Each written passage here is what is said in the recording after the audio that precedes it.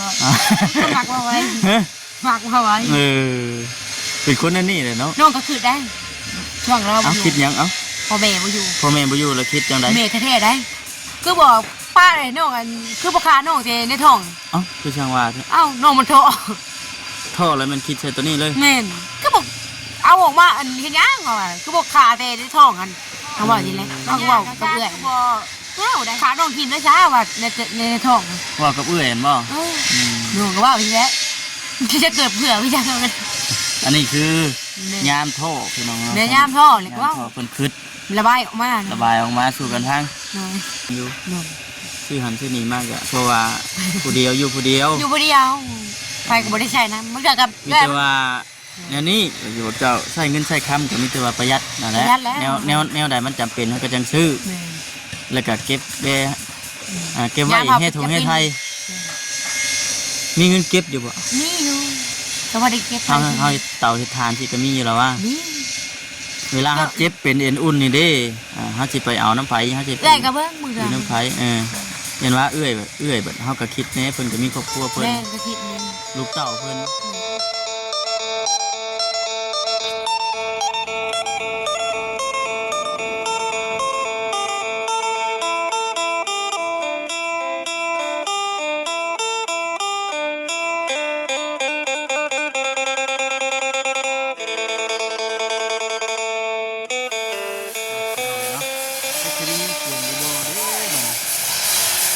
อยู่ที่เพื่อนที่บ้าน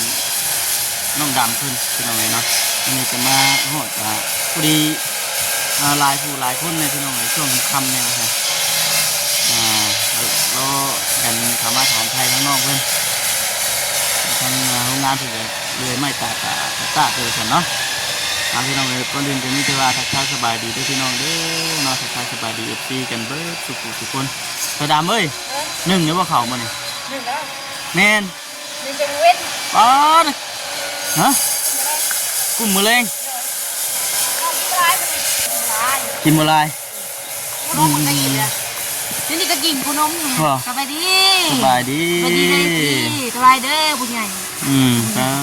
ตัวมือนี่เป็นมือที่3บ่คำเข้ามาอย่างนี้เนาะเป็นจังใดมือนี่บ่เมื่อยบ่หลายคนเข้ามาบ่ก็ดีใจนะดีใจป่ะมีผู้เข้ามาเยี่ยมมายามเนาะแต่ดีแล้วมีผู้มาเยี่ยมเนี่ยแต่เขาไม่ได้มาเนี่ยแต่บ่มาเลยปกติตะกี้ก็บ่ได้คอยมีใครเข้ามาเยี่ยมมายามแบบนี้เนาะอยู่ไปได้ฉันอยู่คนเดียวเลยคนเดียวตะกี้ก็ได้มีไผได้หมู่ก็มีเนาะหมู่ก็บ่มีบ่ย่านบ่จ้ะลังเข้ามาหลายคนเป็นก็บ่ย่านก็บอกว่าก็บ่ย่านก็บ่เมื่อยอีกจะบ่เมื่อยอีกเข้ามาเรื่อยแห้งดีใจยันว่าเข้ามาเรื่อยแห้งกันเมื่อยแห้งเบื่อบ่เบื่อเอาบัดนี้บ่คำสิถามมีไผในเข้ามามื้อนี้โอ้ลืมเลยจำชื่อเพิ่นบ่ได้บ่มีไผในก็บ่ถามเลยโอ้ยลืมหลายชื่อบ่มีไอเตียงเนาะพี่น้องเนาะแล้วก็ไอ้ยาวบ่ไล่ลุงเฮิมป้าพัดไส้หลายผู้หลายคนอยู่มื้อเช้านี่เขาก็มาก็จำชื่อเขาบ่ได้แสดงว่ามื้อนี้แต่ชื่อว่าไอ้บอสก็ไอ้ยังไล่เบิ่งก็บ่บอสบ่แม่ฮู้บ่ฮู้อยู่งานเดียวกันบ่จะฮู้จักกันอยู่หลายเนาะคนมาหมู่เช้าน้อยเลยมีเวลากินข้าวอยู่บ่เลยมีแหละมีหลังจากเขาเมื่อยเฮากินข้าวเที่ยงเด้อแล้วก็นอนตื่นแล้วก็พอดีบังเอิญก็เบาเตียงมากเลยบ่เนาะไล่หลังกันมากกับเบาเตียงก็ได้ไม่ได้เบาเลยจ้ะมาเชนมาได้บ้างมาเชนจะหน่อยเพิ่งก็มาเลยนี่มากับผู้เดียวเพิ่นมากับมันบ่าวสลีปกติถามฉันนั่นนี่นอกจากบอกเป็นว่ามีคนเข้ามาเยี่ยมมายามที่แห่งม่วนเหมือนกันพี่น้องเนาะใครกับมีคนมองเงาเนาะมองเงาใครเขาบอกเขามา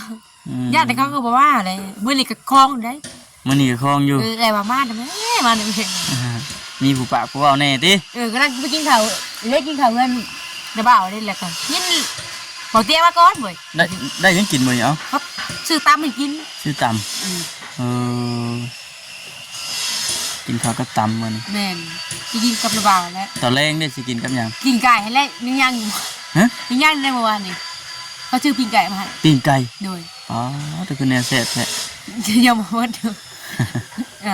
แต่สิกินยังไงคือเนี่ยเนาะมีคือยังอยู่ เออ ไม่ได้ก็ซื้อใครไว้แน่พวกกันมาจะบิ๊กอะไร อื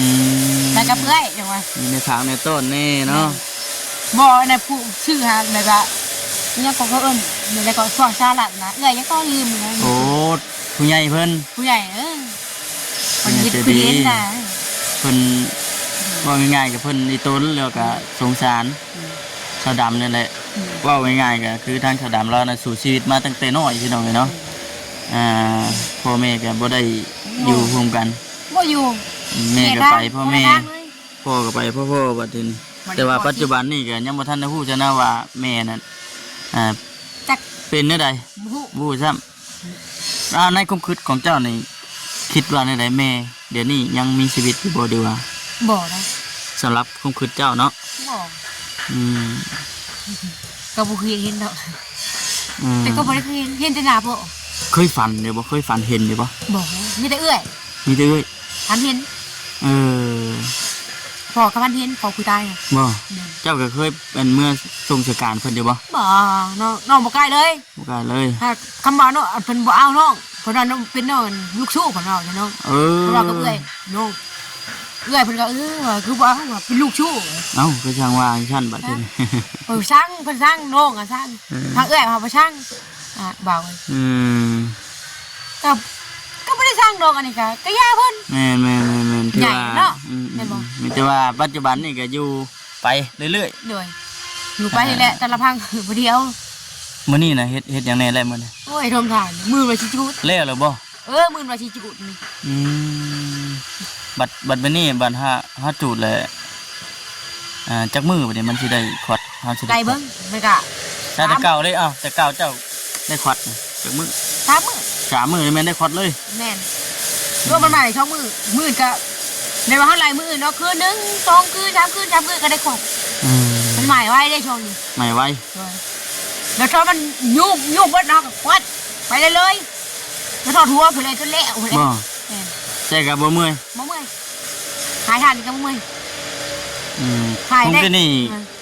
ทั้งนั้นข่อยเข้าไปถามทั้งเอ้ยเจ้าว่า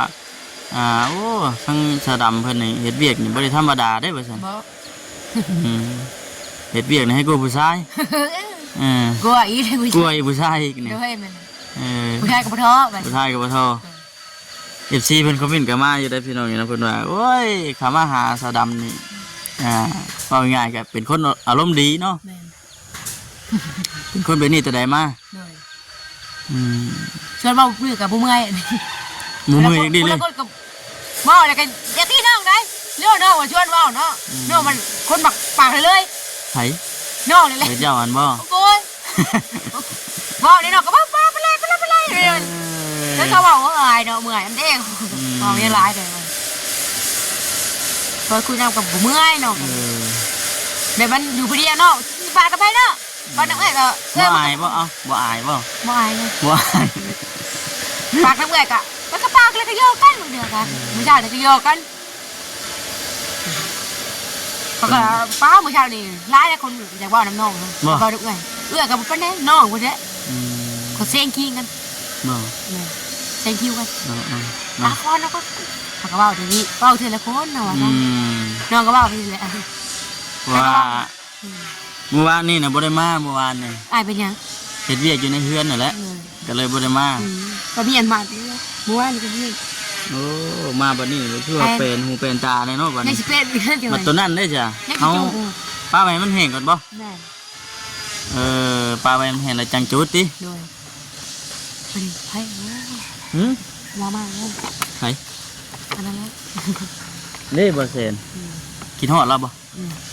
ว่าง่ายๆไผมาหานี่มันกินฮอดเบิด กินทอดเบิดอ้ายก็กินทอด เออ เจ้าบัดอารมณ์ดีเนาะน้องก็หัวน้ เนาะ ำน้องบักบ่หัวบ่ม่วนนี่แหละ คนมักหัวใช่ติ แม่ มักม่วน มักม่วนเชิญปากบนมือก็บ่ม่วนบ่เมื่อยมานี่แหละ เนาะ อ้ายอยู่ผู้เดียวจะสิพาทำไม ดีใจพี่น้องเนาะ FC เพิ่นก็ชมเชยเห็นทั้งน้องดำเพิ่น คันเอื้อยมันเอาเมียไปแลก ขยัน ผ เอาแมวไปเล่ผมน้องก็อยากให้เล่นน้องอยู่กับแมว โอ้ เนาะ คือจังหวะถ้าบาดที มันเป็นเล่ผมเล่ยังเด้มันนอนกับเฮาอยู่ให้เอื้อยหั่นเอามันเป่าเล่ผม เพื่อนเนาะคันสิว่ากับเพื่อนเนาะแมวหมักได้ มักเลี้ยงแมว แล้วมันก็นอนในห้องมัน เอาบัดแมวอยู่เลยอยู่กับไผบัด เอ้ยมันก็เงาของหนอนเลยมาเอามาหมักให้หมักกับแมวเมื่อไหร่รู้ได้อะไรมันก็นอนนั่นเฮา คือน อนเนี่ยค่ะ คือบอกผู้บ่าว หมักเลี้ยง ผู้ กั กิน น นี่คือว่าปื้มไผก็กิน ปื้มให้ก็ลืมเลยไอ้ก็ไอ้ไส้ น้องผัดไส้ น้องผัดไส้ บ่ห้อง บ่าว ไอ้ ผัดไส้ ปลาผัดไส้ เออ เดี๋ยวกระเป๋าหยอกกับมือหัวกัน บ่หยอกสิบ่ หมอน้อยๆหาห้องเอ้ยมาติบิดกระเป๋าตัวอยากห้องไม่ห้องอยากขายเนาะ โอ้คือจังหวะแท้ อยากห้องไปทำไมได้บ่เจอเขาบอกเถ่าคนมูได้ในวงเดียวมันก็บ่คือเลยอ้ายห้องเอ้ยยาห้องน้องมันอายุ18ได้พอเด้อ บ่หยอกบ่หัวกันเนาะ ให้ห้องน้องเอ้ยก็บ่คือแล้วแบบว่าเฮาเท่าอีกโย FC ว่าเฮาเท่าอยู่ลืมกันเนื้อเงี้ย คือเจ้านี่อายุเท่าไหร่ เท่าเอ็ด 21ปี บอกตรง เออ ๆบ่ตัวอีก บ่อ่ะเจ้าว่าบ่าวอายุเท่าไหร่ จักแหละ เดี๋ยวเดาเบิ่งดู จักแล้วบ่ เอาเดาเบิ่ง จักแหละบอกดูบ่น้องฮู้ได้บ่ แน่นอน27 นั่น เชื่อบ่ เชื่ออยู่เขาผู้เฒ่านี่เพิ่นถามเพิ่นเฮาเอื้อยเพิ่นเอื้อยนำได้ผู้สัมภาษณ์เจ้าถามดีๆเลยบ่เอื้อยเฮาจักปีเจ้าจักปีเฮาถามเพิ่นก่อน50เพิ่นนั่นเอื้อยว่าชาวชามเจ้าเลยเป็นอ้ายเรียกว่าน้องเพิ่นเนาะเขาก็อดหัวแหละ แม่น FC ถ้าแบบคนถามมาอยู่มัน พี่น้องเอ้ ถามมาอยู่ก่อนได้เฮาเดี๋ยวสิเอิ้นอ้ายได้ โดย ไอ้เบาอย่าเกาะเบาอย่าเกาะลืมเลย ดาวผัดไส้บ่ เจ้าหัน บ่าวค บอกครับ ำลืมไว้เทะ บอกครับเลยถามได้น่านว่าลื่นน้องบดนอกแทนอีกเลย เออ โย่เขาคนถามคนเขาบึงคนที่ก่อนด้วยลื่นเยอะใหญ่เนาะถามไหม ถามเบิด เขามาถามเรื่องอายุแล้ว ถามเรื่องอายุเนาะ ถาม ตอนแรงเช็ดกินอย่างเด้ กินแต่ปิ้งไก่ ปิ้งไก่ข้าวได้จ้ะ ข้าวก็ได้กินได้เดียวน่ะ เออ หมูย่างกินข้าวเจ้าจานหนึ่งก็อิ่ม ระหว่างข้าวเหนียวก็ข้าวเจ้าจะมากินข้าว ไม่กินซับกันแหละ เพิ่มกันกินตัวใดก็ได้ติ แม่น เพราะง่ายๆก็เป็นคนมักอยู่แบบง่ายๆเนาะ แม่นเมื่อเช้าก็กินปิ้งไก่โอ้วันนั้น มื้อนี้น่ะถือว่าตื่นเต้นแห้งขนาดมื้อนี้ดีใจแห้งอีกก็แม่นหลายผู้หลายคนบ่เคยเห็นก็ได้เห็นพี่น้องอยู่เนาะเพื่อหมักเอาลุคลิปเขากับมอนน่ะนะพวกนั้นมาถ่ายหมูเช่าเนี่ยกับอันบายเนี่ยก็บอกเนี่ยก็ นี่แหละมื้อนี้ก็มาเยี่ยมมายามอีกคือเก่า เวลาเขาไปหลินไว้ ให้มาอีกบ่ ไม่ได้กินทอดยังได้อ่ะ กินฮอดอีก บ่มีบัว มีผัวน้ำคันว่าเจ้าบ่เมื่อยแล้วก็สิเข้ามาเรื่อยๆนะหลายผู้หลายคนได้เข้ามา ชิว ชิวน้ำในเป่งขึ้นเพิ่งเป่งขึ้นชานแล้วบ่ เต็งเลยแม่มันเอาไปทำไปทักเครื่องจะบะอะไร เอาซักเครื่องจักหยังจะแม่นมาซักอยู่นี่บ่ โดยเขาบริจาคได้เลยเราขี้การจักมือเรา มายังอยู่หั่น มีสภา นอนอยู่ผู้เดียวนะเคยคิดเมื่อยอยู่บ่ ก็บ่เมื่อยไปได้เลย คิดหยังหลายที่สุดอ่ะในชีวิตของเจ้านี่ โอ้ยก็คิดเรื่องทุกอย่างเลย อันที่ว่าคิดในปัจจุบันนี่ก็คือเรื่องทุกข์ แม่ คิดว่าเจ้าของทุกข์แห้งขนาด แบบบอกก็ไม่ได้หรอกก็ไม่ได้กินดอกอะไร ก็ง่ายๆก็ทุกข์ก็บ่ทุกข์ปานใด มาดูปัญหา มีก็บ่มีปานใด มีก็มีปัญหาก็ เพราะว่า คนละพังตัวเองเขาเลี้ยงใหญ่ทำนี่น้อยเนาะนี่แล้วก็เลี้ยงใหญ่ทำนี่นี่แล้วก็ว่าให้ตายเล็กน้อย เจ้าคือว่าไวแท้ ว่าไว้บ่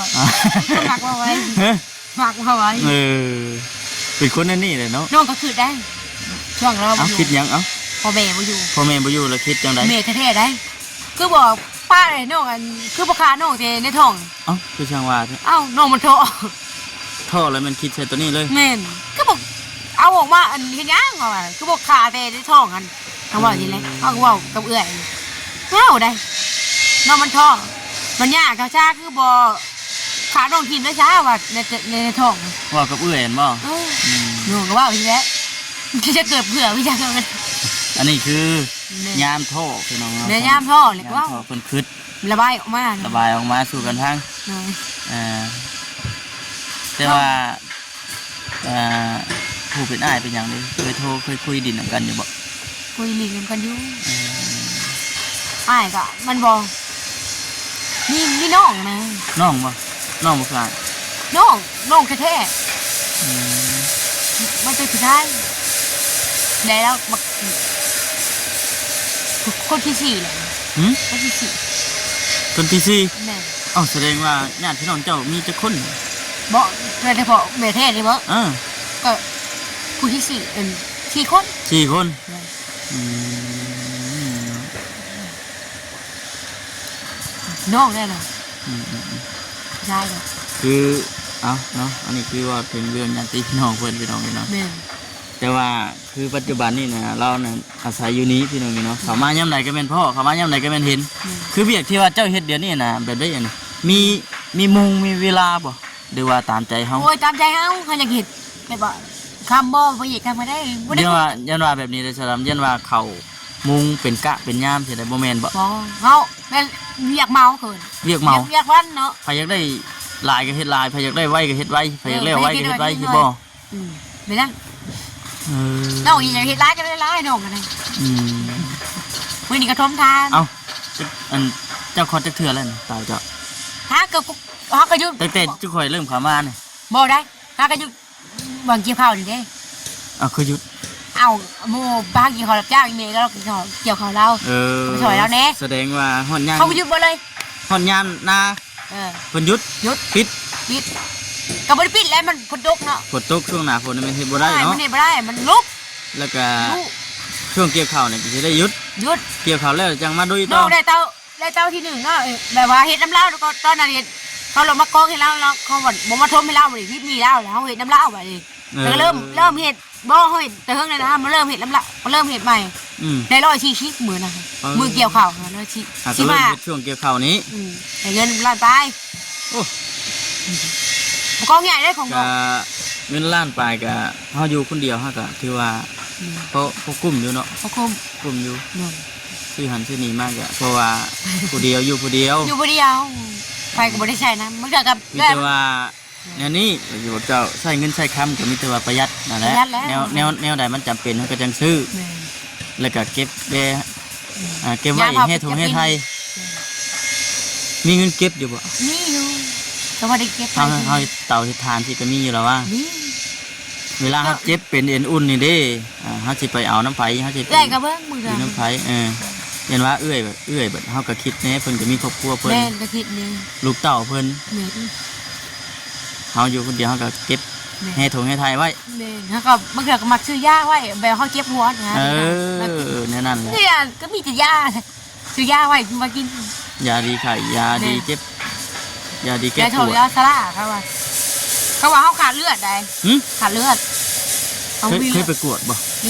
เขาเบิ่งดิหมอ หมอ ของ เบิ่ง ป้าอะไรป้าแล้วเป็นหมอ อืม ป้าบุญเขาก็ซื้อยาวิตามินเลยบำรุงเลือดมากิน อืม อย่างนั้น เอ้านักที่ชุดนี่เคยเป็นหยังนักที่ชุดทางกายเฮานี่ เขากับแล้วก็คิดว่าไม่แน่เลยแม่ว่าเป็นเลี้ยงออกกระเพาะบ่เลยกับเป็นไข่บ่ เออ เพราะนั้นออกเลยเขาเอาว่าเฮ้ยเรียกร้ายเนาะช่วงนี้เขาบอกเขาไม่มีเลือดเขาว่า โอ้จังหวะแท้ จ่อยเลยช่วงนั้นมันอ้วนมันข้าวเรากินได้บำรุงเลือดเขาว่าไปหนึ่งคิดพันน้องก็กินเท่าแรงอะไรเขาแบบนั้น อืม เขาเป็นป้าเนี่ยเนาะป้าแท้ได้ป้าเพราะเงินเขาพ่อเราง่ายๆใช่เราง่ายพี่น้องกัน พี่น้องทั้งพ่อเนาะ เดิน เริ่มข้ามเริ่มหยังเลยมีพื้นมีไผ่คักก็เจือบ่ เดิน เรือนอยู่เลย โน้ยนี่ กลางค่ำกลางคืนกับกลางมุ่งกลางมานอยู่บ่ จ้านูจะมาไว้นูมัน โอ้ หยอกก็มือนูกันเลย มี เชื่อดิเอาไม่เอาไปเล่นแล้วมันก็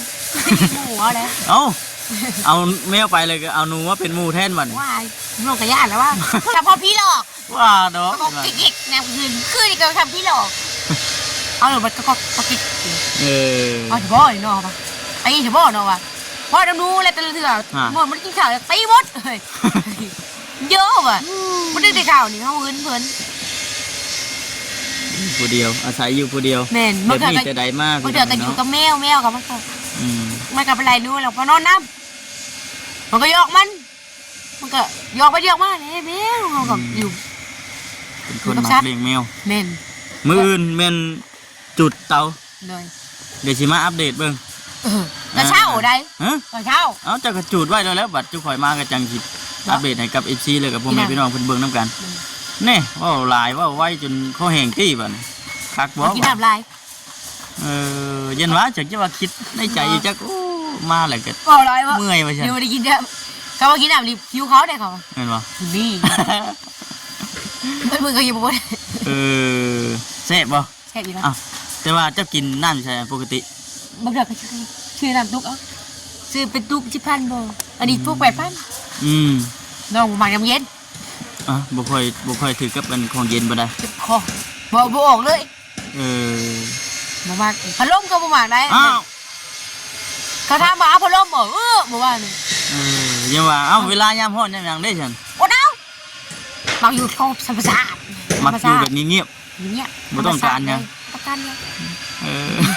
ๆ ธรรมชาติล้วนๆอันเนี้ย แบบธรรมชาติแบบบ่มีการปลูกแต่งเลย บ่นี่มาธรรมชาตินะเนื้อธรรมชาติเองโฮ้ยก็อยากนะก็อยากจะตุ้มผมนี่แล้วมึงเจ้าก็ตุ้มมึงเว้นก็ตุ้มผมโว้มันแทบพลาดมันก็เมื่อยแล้วไอ้มึง บ่ ตายเลย เอาบัด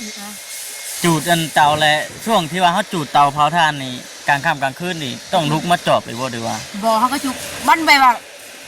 ประมาณ อย่าว่ามันลุมันหยัง พอที่แจ้งมันรู้หูโมงมันรู้ มันรู้แต่เช้า ตอนเช้าเนี่ยนะตอนที่เช้าอะนะแต่ลูกตัวเดียวแล้วเขาก็ทุ่มตัวเดียวแล้วก็นอนไปเลยนี่แหละถือซะว่าเขากับเท่ามีมือก็ว่าอีก จังซั่นแหละมีแต่ว่ามื้ออื่นเด้อมื้ออื่นเดี๋ยวว่ามื้อหน้ามื้อไหนจะข่อยสิเข้ามาเยี่ยมมายามใหม่ โอ้มืออื่นกัน เพราะมันหลายคนเด้หลายคนเข้ามาถามถ่ายเดี๋ยวมันสิค่ำสิมื้อเนาะ เป็นแบบมันมือกับ บ่ได้เอาหยังมาต้อน โอ้ย ซ้ำ มืออย่างเดียวมันออกควันมือฟังเพิ่งเขาเอิ้นนะฟังเพิ่ง มื้ออื่นน่ะต้องจูดให้เห็นได้มื้อนี่ วัดโดเลี้ยวมันแล้ว แนวมันนะเนาะ ไม่ได้กระดุกตะคิดกบเลยกันบงค บ่ ำไว้ที่ก็คือก็ได้แล้วก็เป็นคนมา บ่ได้ซื้อหยังมาพี่น้องบ่คำก็ได้มีแต่อ่ะไว้ จะลายเด้อ ให้ถุงให้ไทย โดย พอได้ซื้อหันซื้อนี่กิน หมื่นกาอยู่เห็นแล้วหมื่นเห็นแล้วก็ตุ๊ดอันนี้ดอกก็อันนี้ได้ ว่าโอเคพี่จะว่าเพิ่นสิเข้ามาถามถ่ายเด้อ ไปส่งง่ายนี่แหละ ไปส่งอีกบ่ไปจะไป ไป ป่านี่ ที่น้าไปพบเลย หันปังพี่น้องบ่ได้เมื่อยจักดีเนาะ ไม่ได้เมื่อย ไปจะไปตามเฮ็ดแล้วพี่น้องเนาะคุณดิทำจิตเป็นสิมาเลย ไปนี่ ส่งฮอดนี่บ่ โอ้ยแล้ว ไป ได้นะไปเทียนไม่ได้นะ พุ่นบ่แสนอยู่พุ่น ไปถึงไปได้ พุ่นไปหาเลยจ้ะบ่จ๊ะ ไปเทียนอยู่ ฮะบ่แม่นบ่มึงไหนบ่จิได้แล้วจนถือหน้ามันติดตัวเลยนี่คอจนแห้งพี่จ้ะพอจะยันเราห้าอยู่เด้อ ไปเทียน พอจะยันเราห้าอยู่ บ่ให้ดอก บ่ให้บ่ หมักเลี้ยงแมวมันได้เอาไปเลี้ยงผมแล้ว เพื่อนเราเลย เพื่อนเท่านั้นน่ะเลี้ยงให้เรื่อยนี่เอาตะกี้อยู่น้ำมิ้วลุงอ่ะ อยู่น้ำแมววันนี้ว่าวน้ำหนูบัด มาน้ำหนูปลากระหมด ว่าวก็มุดว่าวกับหนูไปบัด ฮะโอ้ยทำไมไปทำเป็นนี่ มันไม่ได้ไงมีเจ้าพันธุ์นี่ไงมันคือ ไม่ได้พันเลย สมมติฉันมีอยู่เนาะป้าเฉยเดี๋ยวมันจะข้ามเนาะให้บอเศษมาเลยบ่ มาได้มาได้ โอเคเอาสบายดี สบายดี สบายดีป้าที่น้องเราจะดีไหมเฮง ได้เลยมั้ง